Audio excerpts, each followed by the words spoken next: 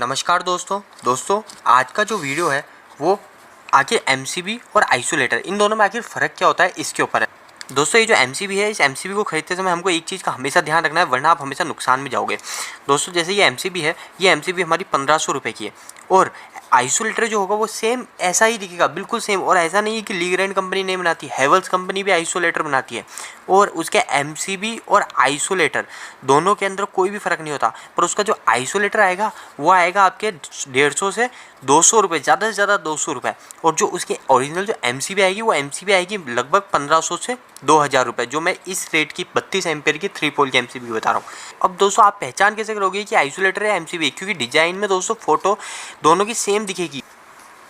तो दोस्तों इसकी पहचान करने के लिए एक चीज़ होती है, जो होता है दोस्तों यहाँ पे एक सिंबल होता है, ठीक है। यहाँ पे ये एक सिंबल होता है, ये सिंबल मैं आपको अभी यहाँ पे बना के बता दूंगा इसका क्या काम होता है। ये सिंबल यहाँ पे भी हो सकता है, इधर भी हो सकता है, इस जगह भी हो सकता है, ये 2-3 जगह में कहीं पे भी हो सकता है। ये हर कंपनी अलग अलग डिजाइन बनाती है, तो वो अपने हिसाब से कहीं पर भी सिंबल बना देती है। अभी लीग्रैंड कंपनी की एमसीबी है तो इसके अंदर यहाँ पे सिंबल है, ठीक है। तो दोस्तों आपको हमेशा इस सिंबल को जरूर देखना है और मैं ये सिंबल आपको बताता हूँ। दोस्तों हमारी जो एमसीबी होती है वो एमसीबी के ऊपर ये इस प्रकार के सिंबल होते हैं, ठीक है। अब जैसे 3 पोल की एमसीबी है तो यहाँ पे 3 पोल बने हुए होंगे, 3 ऐसे सिंबल बने हुए होंगे। तो दोस्तों ये 3 पोल की एमसीबी है तो यहाँ पे 3 पोल बने हुए हैं, यहाँ पे कुछ इस प्रकार का सिंबल बना हुआ और मैंने आपको यहाँ पे बताया।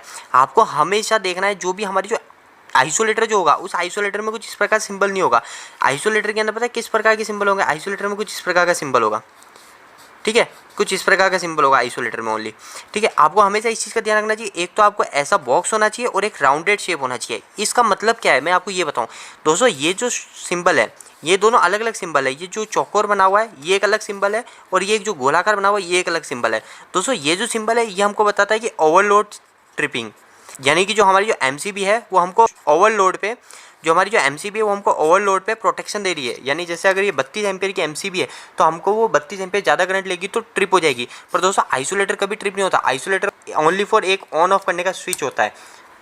आइसोलेटर पे भी ऐसे लिखा होगा दोस्तों 32, तो इसका मतलब ये नहीं है कि वो 32 एम्पेयर ज़्यादा करंट लेगा तो वो ट्रिप कर देगा। जो एमसीबी करती है अपने आप ट्रिप हो जाती है, पर आइसोलेटर ट्रिप नहीं करेगा। आइसोलेटर वो चलता रहेगा और अपने आप ख़राब हो जाएगा। बस वो ये लिखा हुआ रहता है कि आप इससे 32 एम्पेयर ज़्यादा निकालें मत, पर इसके अंदर एमसीबी में होता है कि आप इससे 32 एम्पेयर ज़्यादा निकालोगे तो ट्रिप हो जाएगी।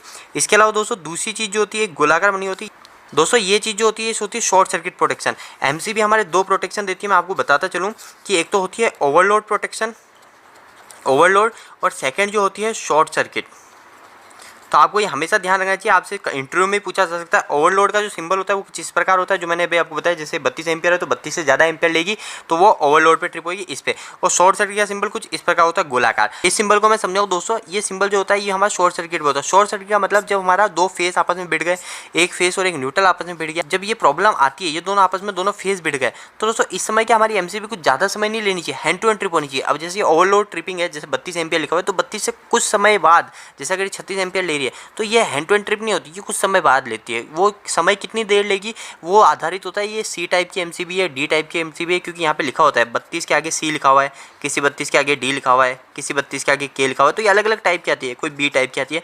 तो दोस्तों ये कितनी देर बाद ट्रिप होगी, जैसे 32 से ज़्यादा एम्पियर ले रही है, अगर 36 एम्पियर ले रही है, 40 एम्पियर ले रही है, 45 एम्पियर ले रही है, तो वो कितनी देर बाद ट्रिप होगी। और दोस्तों दूसरा होता है एक शॉर्ट सर्किट। शॉर्ट सर्किट का मतलब जब फेस टू फेस आपस में भिड़ गया है, फेस टू न्यूट्रल आपस में भिड़ गया, तो 32-36 एम्पियर नहीं ले रहा, उस समय दोस्तों हमारे हज़ारों एम्पियर ले रहा है, तो उस समय वो कितने मिली सेकेंड में ट्रिप होगी। तो ये होता है दोस्तों दोनों प्रोटेक्शन। तो कभी भी आप एमसीबी ले रहे हो तो आपको हमेशा इस चीज़ का ध्यान रखना है कि आप एमसीबी खरीदते टाइम हमेशा आपको ये सिंबल देखना है। दोस्तों मैंने इस छोटे से वीडियो के माध्यम से आपको एमसीबी और आइसोलेटर के बारे में डिफरेंस बताया है। आगे मैं दोस्तों आरसीसीबी क्या होता है और एमसीबी क्या होता है, इन दोनों के अंदर क्या डिफरेंस होता है उसके ऊपर वीडियो बनाऊंगा।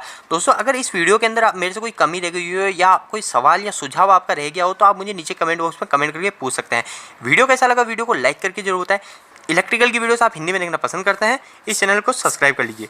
आज के लिए इतना ही, धन्यवाद।